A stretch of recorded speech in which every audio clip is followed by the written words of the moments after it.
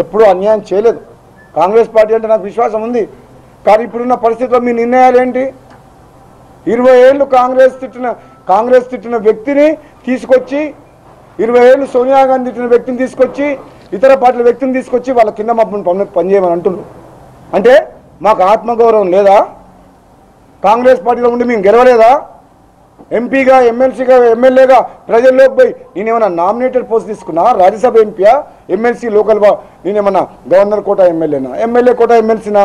ప్రతిసారి ప్రజల్లోకి పోయి కార్యకర్తలతో మమేకమై కార్యకర్తలతో కలిసి పోరాటం చేసి నేను గెలిచిన తప్పితే ఎక్కడ నేను కాంగ్రెస్ పార్టీ ద్వారా నేను కూర్చొని నామినేటెడ్ పోస్ట్ తీసుకోలే.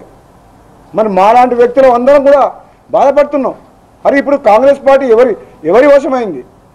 అసలు తెలంగాణ నేపథ్యం కాంగ్రెస్ పార్టీలో ఉన్న తెలంగాణ కోసం ఎవరెవరు కష్టపడ్డారు? తెలంగాణ కోసం ఎవరు త్యాగం చేసిండ్రు? అసలు కాంగ్రెస్ సత్తం ఎవరు?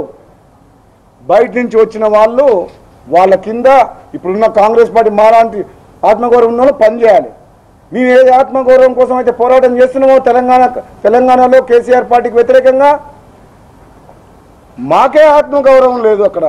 అటువంటిప్పుడు మేము ప్రజల ఆత్మగౌరవం కోసం ఎట్లా కొట్లాడుతాం? మేము శ్రేణులమని, కాంగ్రెస్ నాయకులమని, కాంగ్రెస్ పట్ల అభిమానం ఉందని, సోనియా గాంధీ గారు అంటే మాకు గౌరవం ఉందని తీపి కబుర్లు చెప్తూ తేనె పూసిన కత్తిలాగా సోనియా గాంధీ గారిని ఏ రోజైతే ఈడీ ఆఫీస్కు పిలిచి అవమానిస్తుంటే, హింసిస్తుంటే వీధుల్లో పోరాటాలు చేయాల్సిన వ్యక్తులు అమిత్ షా దగ్గర పోయి కూర్చొని కాంట్రాక్టుల ఒప్పందం చేసుకున్నారు.